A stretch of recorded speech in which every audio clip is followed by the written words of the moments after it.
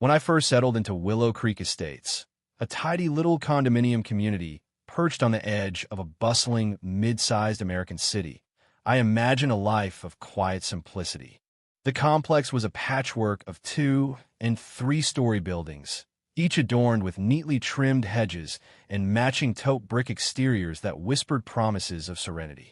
The residents were a friendly bunch, quick smiles exchanged over trash bins or during leisurely strolls along the winding paths, encircling a man-made pond that shimmered under the sun. Sure, Willow Creek had its quirks, like any place governed by a homeowners association. Monthly dues kept the lawns pristine, the clubhouse functional, and the pond's fountain gurgling. The HOA occasionally flexed its muscle-issuing edicts about fence heights or the precise shade of beige permissible for front doors, but it never felt suffocating. That is, until I crossed paths with Evelyn Marwood, the woman who turned our peaceful enclave into her personal fiefdom. Evelyn was in her late 50s, a wiry figure with a bob of ash-blonde hair that seemed impervious to the elements, always paired with crisp blouses or tailored cardigans and soft, unassuming views. She carried herself with the air of someone who'd never met a rule she didn't adore enforcing. Officially, she was just another HOA volunteer, but in practice, she wielded authority like a scepter. If your porch light flickered a watt too bright, Evelyn would be there with a citation. If your petunias dared to droop, she'd leave a passive-aggressive note taped to your mailbox. She thrived on control, and most residents either kissed the ring or kept their heads down to avoid her wrath. For months, I stayed off her radar. I paid my dues promptly, kept my blinds a regulation eggshell white, and never so much as tossed a crumb to the ducks by the pond. I thought I'd mastered the art of invisibility until the morning my quiet life unraveled.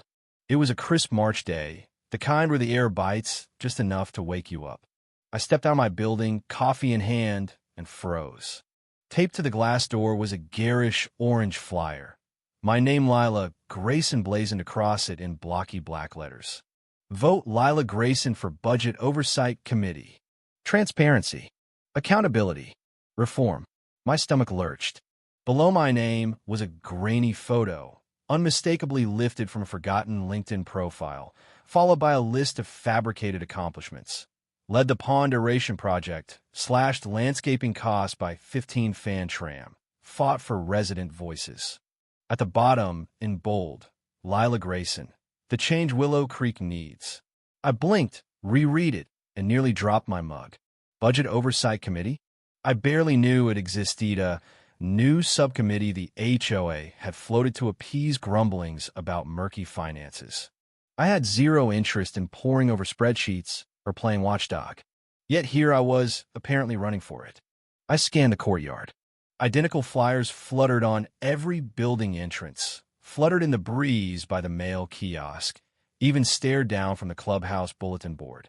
Dozens of them, screaming my name. My first thought was a pranksome neighbor with a twisted sense of humor, but the sheer volume suggested something more deliberate. My mind raced to Evelyn.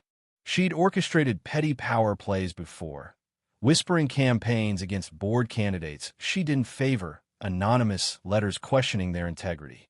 This felt like her handiwork, calculated, theatrical, and just unhinged enough to fit her style. But why me? I'd never crossed her, never challenged her reign. Was I a pawn in some larger scheme? A chill crept up my spine as I tore the flyer from the door, crumpling it into my coat pocket. I needed answers. I started with the HOA office. Leah ing a terse voicemail. This is Lila Grayson. There are flyers claiming I'm running for the Budget Oversight Committee. I'm not. Someone's using my name without consent. Please call me back. No response came that day or the next. Meanwhile, the flyers multiplied like weeds. Neighbors began texting me. Lila, are you really running? Heard you're taking on the board, good for you. One elderly woman, Mrs. Hensley, knocked on my door, her eyes gleaming. I saw your flyer. We need someone to dig into those finances. I'll vote for you. I forced a smile, explained it was a hoax, but she just winked. Sure, dear. Keep it under wraps if you must. The rumor mill churned, and I felt my grip on reality slipping. Desperate, I cornered Paul, a laid-back board member I'd always liked as he jogged by the pond. "Paul, you've seen these flyers, right? I'm not running. Someone's framing me." He slowed, wiping sweat from his brow. "Yeah, I figured you'd opted in last minute. We're short on volunteers." I shook my head. "No, I didn't sign up. This is fake, and it's screwing with the real election."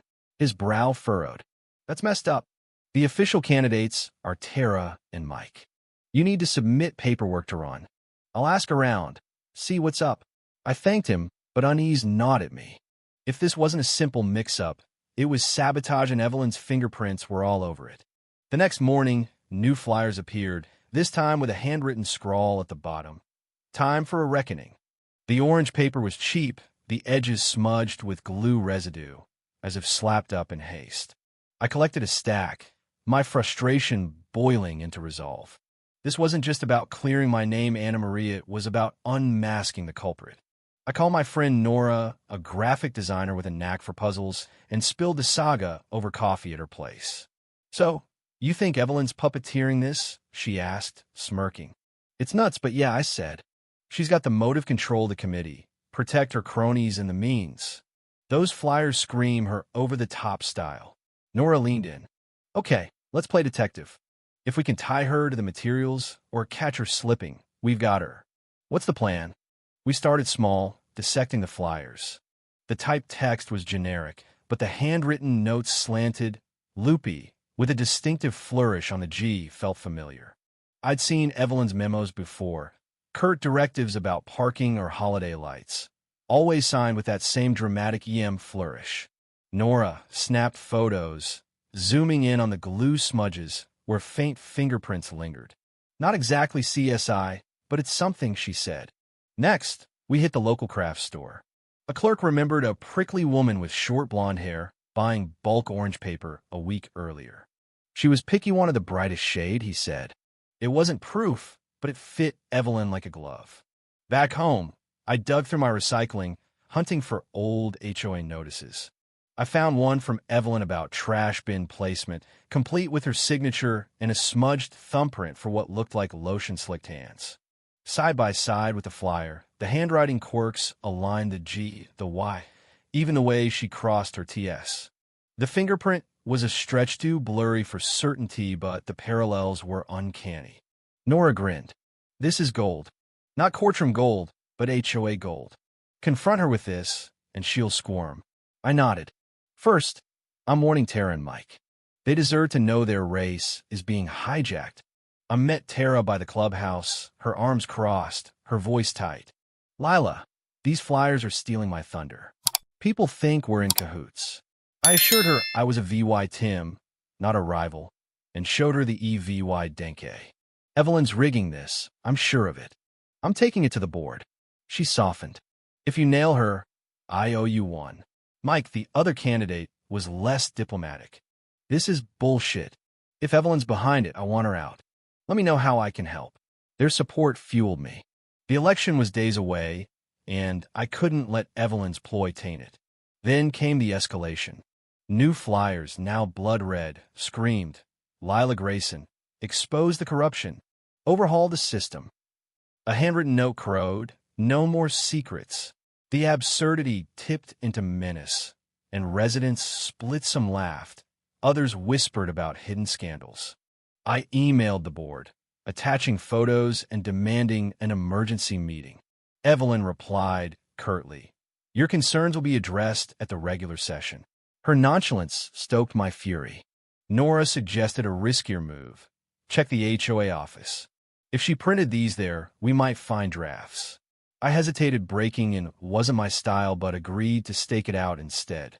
Late that night, we parked near the clubhouse, watching. At 10 p.m., Evelyn emerged, arms full of papers, glancing around before dumping them in the recycling. We waited, then sifted through the bin. Jackpot! A crumpled orange flyer, misprinted, with her signature scrawl, "Test Run," in the margin. It wasn't ironclad, but it was damning. "She's toast," Nora whispered. I clutched the EVY Denke, heart pounding. The meeting couldn't come soon enough. The night of the showdown, Willow Creek's community room buzzed with an unusually large crowd. Word had spread Lila versus Evelyn, the grudge match of the decade. I set up a projector, Nora at my side, as the board filed in Greg, the weary president, Susan, the timid treasurer, and Evelyn, pristine in a lavender blazer, her eyes icy. Greg opened the floor, and I launched in. I'm here because someone's forged a campaign in my name, disrupting the election. I believe it's Evelyn Marwood. Gasps rippled through the room. Evelyn's jaw tightened as I clicked through slides, flyers, handwriting samples, the glue smudge print next to her memo's mark, the craft store clerk's statement, and the clincher, the misprinted flyer from the trash. This isn't random, I said. Evelyn's motive is power. She's splitting votes to favor her allies. The EVY Denke points to her. Evelyn shot up, voice sharp. This is preposterous. You've got no proof, just guesses and garbage. Maybe you staged this to smear me. I fired back. Why would I tank my own reputation? You've got the history manipulating elections, bullying residents. This is your playbook. The room erupted in murmurs. An older man, Mr. Tate, called out, Evelyn, you pulled this crap years ago with fake letters about my candidacy. We're not blind. Greg banged his gavel. Enough. Evelyn, you oversee elections. Did Lila register? She snapped, no. The list is Tara and Mike. This is a stunt, maybe hers, maybe someone else's. I pressed. Then who else benefits?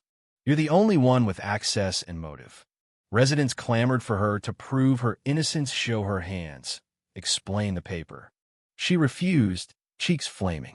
Greg recessed the board, Leah VYing us in suspense. 10 minutes later, they returned. Greg's voice was grave. The EVY Denke isn't forensic, but it's compelling. Handwriting, prints, timing all suggest Evelyn's involvement. Without definitive proof, we won't expel her, but we're issuing a reprimand and Remo VYing her from election duties. The flyers are fraudulent. Lila's not a candidate. Vote accordingly. Cheers erupted. Evelyn stormed out, her exit a thunderclap. The room buzzed with vindication. Days later, a typed note slid under my door, ensigned but reeking of Evelyn. You've twisted this into a witch hunt. I only wanted a balanced race.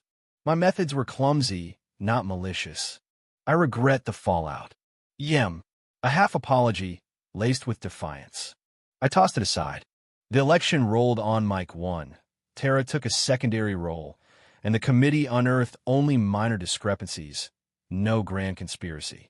Evelyn faded into the background, her influence gutted, her nickname, Fraud EVY, whispered over barbecues. I never wanted the spotlight, but exposing her scheme restored Willow Creek's fragile peace. Neighbors teased I'd make a great candidate someday. I laughed it off, savoring the quiet by the pond, free from the chaos of a campaign I never ran. In the end, truth won, and that was VY Tory enough. If you were the one in this story, how would you react? Would you stand up and fight back, or accept the unreasonable pressure and control from the HOA? Share your thoughts in the comments below. And don't forget to subscribe, like, and share this VY Deo with more people. Your small action gives us the motivation to keep bringing you more intense and engaging stories. Thanks for watching, and we'll see you in the next VY Deo.